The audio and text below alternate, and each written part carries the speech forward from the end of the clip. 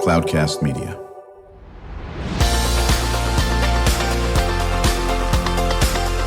Drew Schlosberg Spotlight on the Community Show, amplifying the voices of social impact organizations, entrepreneurs, local nonprofits, and other community champions who shape the culture, creativity, and connectivity of San Diego. Brought to you by Mission Fed Credit Union, bringing good things to San Diego for over 60 years. Learn more about what is good for you and good for all by visiting www.missionfed.com. I'm Drew Schlosberg at Cloudcast Media. We are really pleased to have one of our stalwart community leaders in the studio with us today, and that's Patrick Stewart. He's the CEO of the Library Foundation San Diego. Good to see you, Patrick. Drew, thank you. Happy to be here. Yeah, we were just sort of recounting, God, when did we come across each other? And we kept on going back, last decade. Well, maybe it was 2 decades. Oh, my God. We stopped at about 3, I think. There we go. In that aspect of it. Talk a little bit about the mission of the Library Foundation. So the Library Foundation serves to support the San Diego Public Library and the communities that the San Diego Public Library serves, right? They have 37 branches stretching from North County all the way down to the border and out to East County. And we do that through philanthropy, advocacy, and outreach. We raise money to provide support and resources to the San Diego Public Library for things like programs and books, materials, and resources, things like that. And then we advocate heavily for the library. So the library, obviously, is a city department, works for the city. So we go in as an advocate for public investment for the library. So I work with the city council, work with the mayor's office to try to make sure that we are getting adequate funding from the public coffers for the library. It's never been adequate as far as I'm concerned, right. But we fight anyways. And then through outreach, one of the things, I've teased our state librarian, Greg Lucas, about this last year. Librarians are the smartest people in the room, and they're the world's worst marketers. Right? They do such amazing stuff, and their heads are really bent around doing that amazing stuff. And so one of the things the foundation does is communicates all the impact, the value that the library has in the community. Well, you're spot on that, Patrick, and we know that not just hold on to the library. They don't own that franchise on being very smart at what they do and very poor at what they should be doing in terms of marketing, that is. The schools are the same way. Yeah. Great at educating and all that business, but what we have to market, you do have to differentiate yourself, and you know this better than anybody. And, of course, you guys work with so many different groups, and you work with the county library associations too, don't you? We work with the county library. We work with the California Library Association. I, for example, am on the California Library Association's Legislative and Public Policy Committee.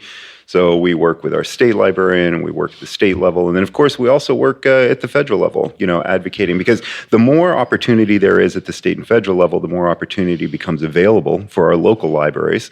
And so we advocate and work with partners, community partners there as well, to try to create as much opportunity as we can. Yeah, and of course I'm prejudiced. Patrick and I know each other for a long time during the days when I was at the UT, and of course we were supported. Mrs. Helen Copley co-founded the Council on Literacy with Brian Bilbray, and still works very closely with Jose Cruz, one of our favorite guests on the show, CEO of the Council on Literacy. But I think this has probably never been, at least in my lifetime, which is long, expansive, I should say, in terms of years.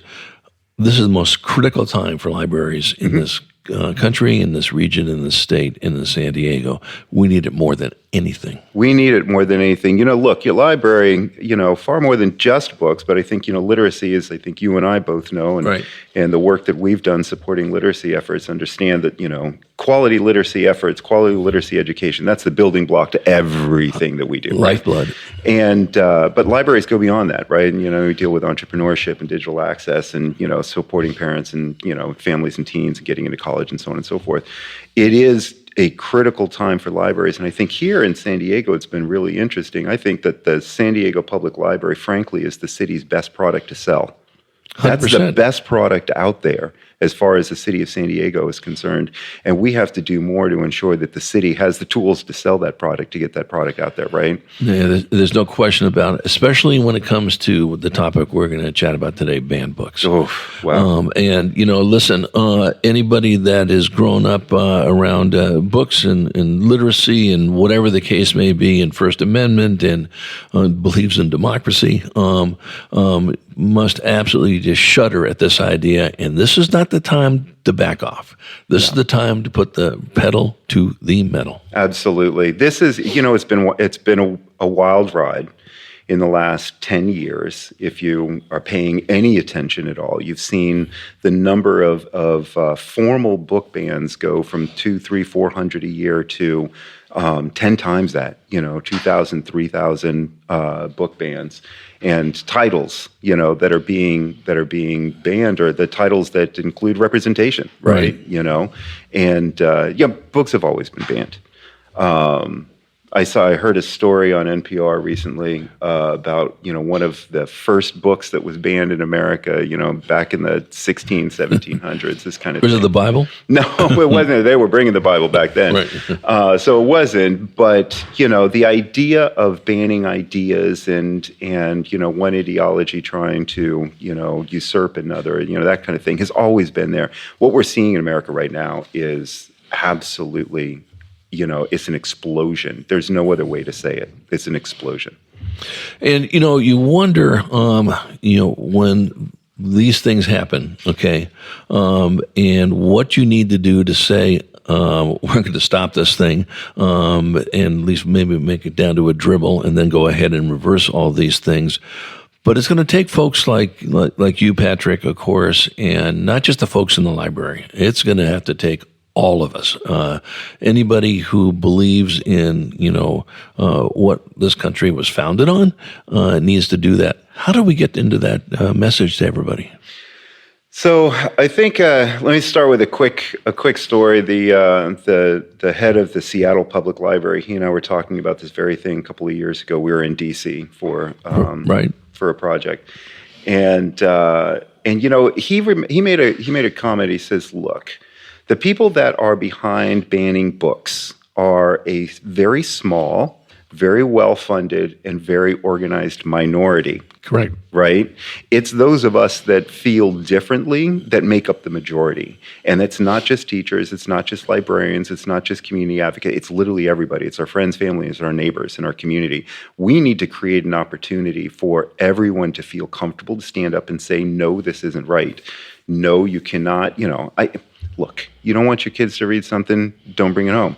Yeah, or watch things, or listen to it. Or listen to it. Right. That's entirely up to you. But you don't get the opportunity. One does not get the opportunity to turn around and tell someone else how they're going to raise their kids, the kind of materials that they're bringing into their house, and the things that are important to their young people, And so I think, one of the things that we need to do is we need to make sure that people understand that this just doesn't affect those who are reading said book that may be banned. It affects all of us, absolutely all of us. There's no question about it. We're chatting with Patrick Stewart. He is the CEO of the Library Foundation San Diego. I'm Drew Schlosberg of Cloudcast Media, listening to another edition of Drew Schlosberg's Spotlight on the Community Show. We are the nation's longest-running community podcast. We're in our 20th year, brought to you by Mission Fed Credit Union. 6 decades of doing great things for people in San Diego, whether it's focusing on literacy or it's food insecurity or it's the arts and so forth. These folks have been shoulder to shoulder with you on this. I think when I look at campaigns and the successful ones, and sometimes it doesn't happen overnight. We all know whether you choose to do it or not is up to you. Smoking not good for your for your lungs, right. Correct? Right? Probably not good to pollute the oceans and all that business. But took a while to do that. There should be a campaign, and I'm preaching to the congregation on this, where how can people get engaged to support not just the Library Foundation, but this whole movement of we need to sit there and stop this in its tracks. So there's several national organizations and statewide organizations, things like the American Library Association, things like PEN America, which monitors what's happening in the education community. Of course, our statewide, California Library Association, Public Library Association, that kind of thing. They're all, doing things in an effort to get the word out about how to stop these bans. One of the things that we've been doing, and we're pretty proud of, that we've partnered with Brooklyn Public Library, Seattle Public Library, Boston, Los Angeles County, and Chicago. Los Angeles County. Our newest one is Long Beach. We've come together and we've created a program called Books Unbanned. So largely, the cities that I've just mentioned, or the areas that I've just mentioned, they are not immune to book bans, and they're not immune to challenges. But we don't face the same sort of political and economic or legislative challenges that some of the other areas in the country do. So what we've done is we've band together to ban books. Right. And we've created this program called Books Unbanned, and whereby we're opening up a portion of our e-libraries.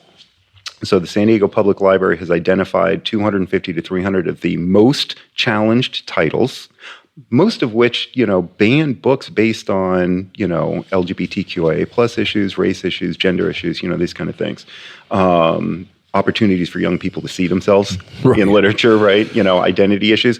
And so what we've done is we've opened up our e-library with the support of foundations. So none of this is being done with public dollars. This is all being done with philanthropic dollars in each of the cities that I just mentioned.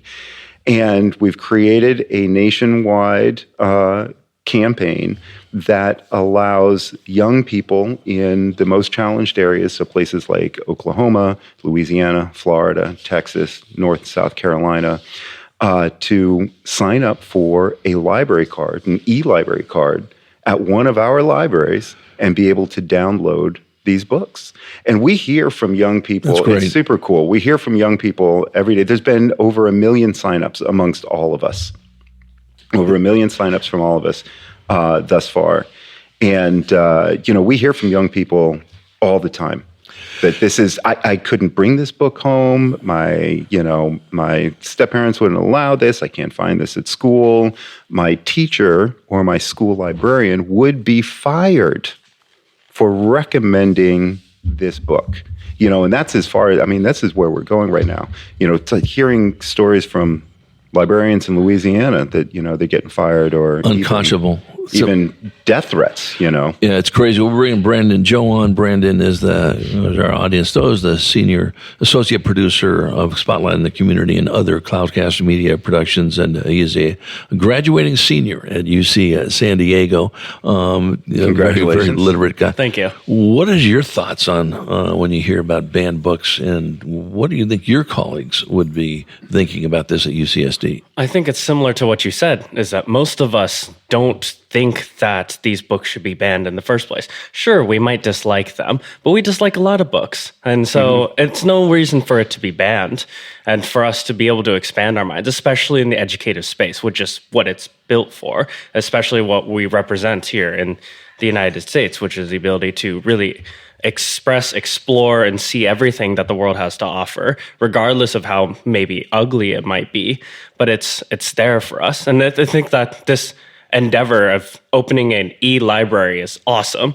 I don't know if you've heard of a website called LibGenesis, which is it's similar. It's called the full name is like Library Genesis, and this was one of the original things that I found is where you can download books for free anywhere around the world. Right now, I think there's like a mirror site that's used, but this is like a huge kind of underground maybe thing that a lot of students use to download their textbooks because you can do it for free. Nudge, nudge. I'm not going to say anything, but there's also other books on there. And their whole thing is that we want to make sure that books are available to everyone, regardless of what the book is, how what your standing might be if you're unable to purchase these books. It's very similar, and it's really cool to see that this is becoming a real and open thing for people through organizations like you, because these websites are difficult to find. Not many people know about it, and so to publicize these things and to let these students know what's out there, that's great. That's awesome. Leave it to the younger generation, right? And I think that's one of the things that we found. We worked with a group of students at San Diego State University in their public relations capstone project to spend some time this fall semester, in publicizing the Books Unbanned program and dealing with Banned Books Week and talking about challenges. And it's been, I think, for me anyways, as somebody who's worked for years in this space, it's been refreshing to see young people are like, wait a minute, why would you ban these books? I mean, this makes no sense to me, right? And so I think, again, leave it to young people to find, creative, intuitive ways to get materials that mean something to them. But at the same time, I think that they're like, we don't see the problem, the way that, sort of these adults are politicizing our identity. Yeah, that kind of thing. And we're going to put an end to this. We're going to be right back after this short break, chatting with Patrick Stewart, CEO of the Library Foundation. SD, joined by my senior producer of all these wonderful shows at Cloudcast Media, Spotlight on the Community, The Gapminders. I'm probably leaving out about 400 other shows that you do. Brandon Joe, he's a graduating senior at UCSD, and we will be right back after this short break. When you do your banking with Mission Fed, you get great rates on auto and home loans. That's good for you, but something good also happens for a lot of other people. We're not for profit, so we put money back into the community to help lots of great nonprofits to keep San Diego strong. So you're not just getting something good, you're doing something good. Come to Mission Fed. It's banking that's good for all. Brand amplification is the DNA of Cloudcast Media, and our code is the powerful blending of sound, voice, and storytelling to lift local brands and their communities. Whether it is our Brandcast, Schoolcast, or Causecast platforms, the unifying ethos is all about this community, the one you call home. If you dare to dream and want to explore the brand amplification of Cloudcast, a national leader in local podcasting and other Winfluence strategies, please visit us at cloudcast.us.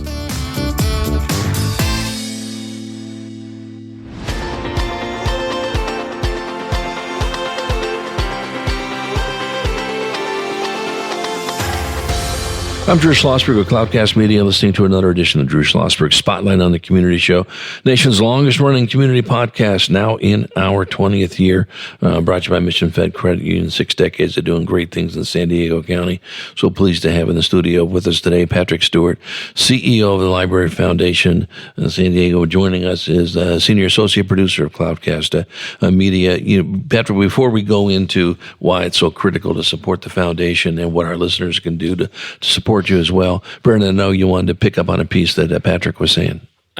One of the things I want to ask you, and feel free to pass on this question because I know it's a little bit, the role of an educator is kind of to determine and look at like what does a kid need.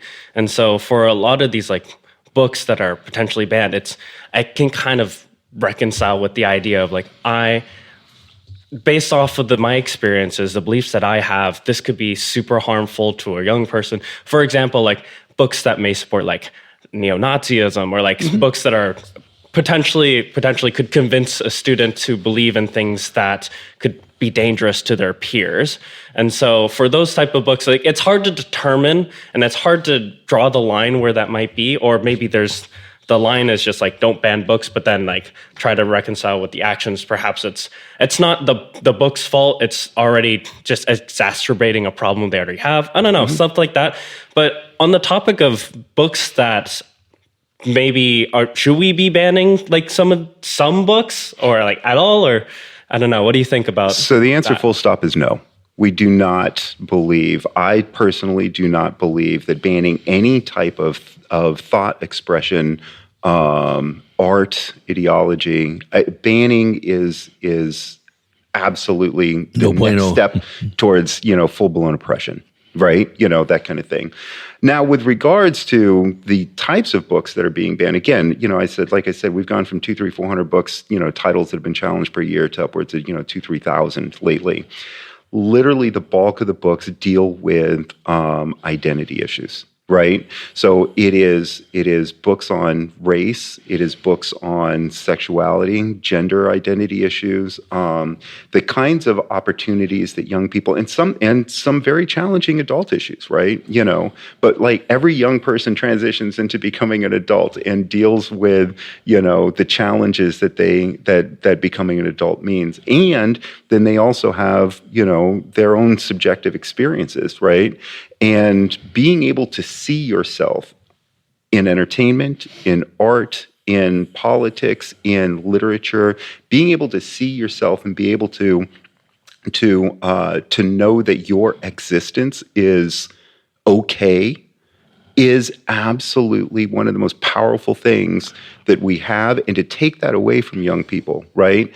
To take away LGBTQIA plus books off the shelves of libraries and then sexualize that and turn around and tell them your existence is wrong, right? It should be criminalized, and it's wrong. When you're taking, books and materials that deal with history, or especially our racial history in the United States, and saying that, the experiences that you face or the experiences that your ancestors have faced, they don't mean anything, right? They don't mean anything. That's wrong, right? We're eliminating the connection to who we are when we begin banning books. And then we also, this is straight up a First Amendment issue, right? 100%. This is what our country is founded on, right? Exactly. And the ability to for freedom of expression. And this is a democracy issue. If you can take away one book and get away with it, you can take away all the books and get away with it. And you can replace them with the kind of materials that will only support your particular ideology. That's not a road that we want to see America travel down. There's no question. We're chatting with Patrick Stewart. He is the CEO of the Library Foundation. SD, I'm Drew Schlosberg of Cloudcast Media, listening to another edition of Drew Schlosberg Spotlight on the Community Show, nation's longest running community podcast, brought to you by Mission Fed and Credit Union. You're spot on, and it's great to hear. No surprise with Brandon. He's such a deep thinker in all this aspect of it. But it takes action. It takes, this new site, Patrick, I think that you and Jenny will dig into now that Patrick had brought up, and take a look at it and push that out. But as you know, I'm a communication guy. I've been around my whole life, whether it's writing sports or working at the newspaper. You cannot publicize this issue enough. Yeah. It's got to be 24/7, 365, decades, and never stop. Right. And absolutely be relentless, and never compromise. And that's it. And I happen to agree with you, as vile as some of these things are out there, whether it's neo-Nazi materials or you want to radicalize someone to ISIS and all that business, which we all would think is probably not a good thing. That's their choice. Yeah. Okay, to do that. And you're absolutely right. Talk a little bit about, I think if our listeners don't know by now, the importance of the Library Foundation and supporting these types of things on this. But what can our listeners do to support this? One, they should go on that e-site, and those who happen to feel passionate about banning books, which I hope is almost everybody. I would imagine one of your listeners probably feel very passionate about this. I would encourage people to visit us, libraryfoundationsd.org.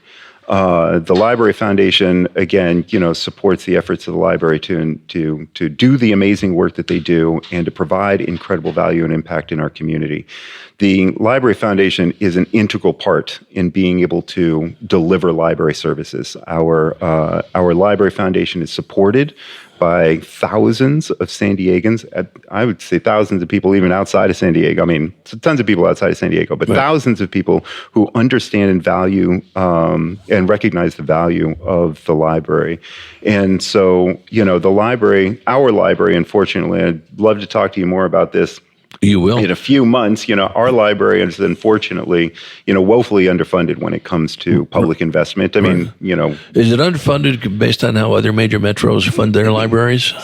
Yes, very much so. Okay. a fraction, absolute fraction of what other like-sized libraries. Right. And, our librarians, again, smartest people in the room, and they're building, the future based on scarcity versus building it based on vision.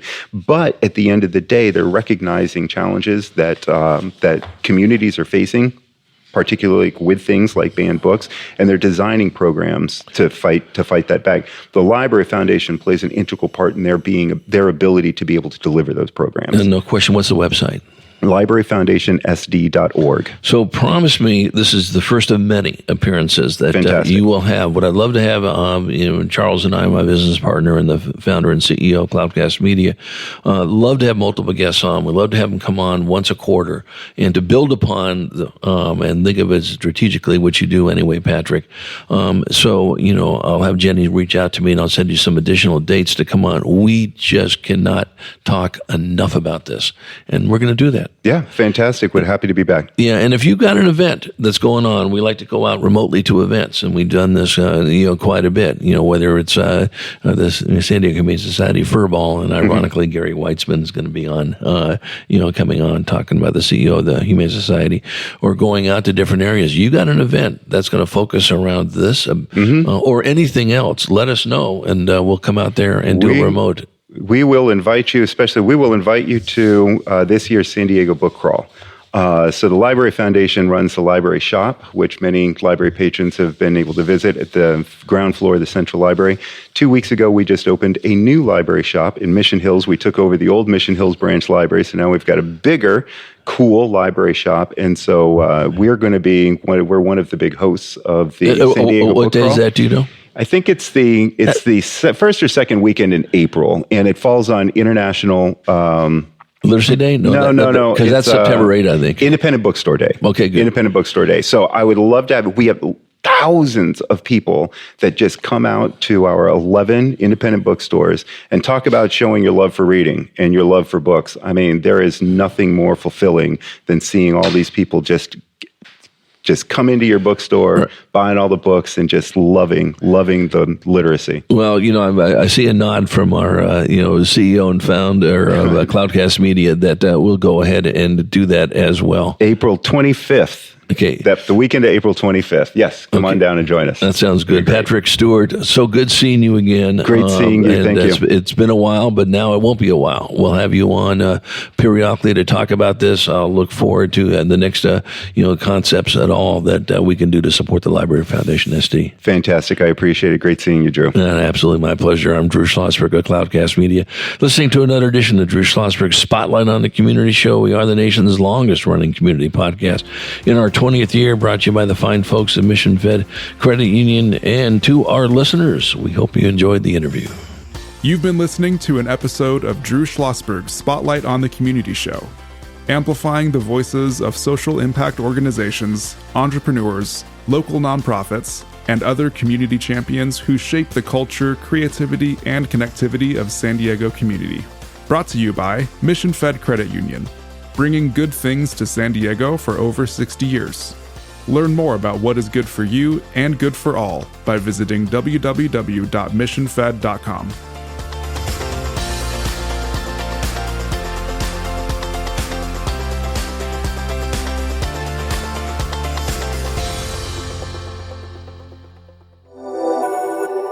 Cloudcast Media.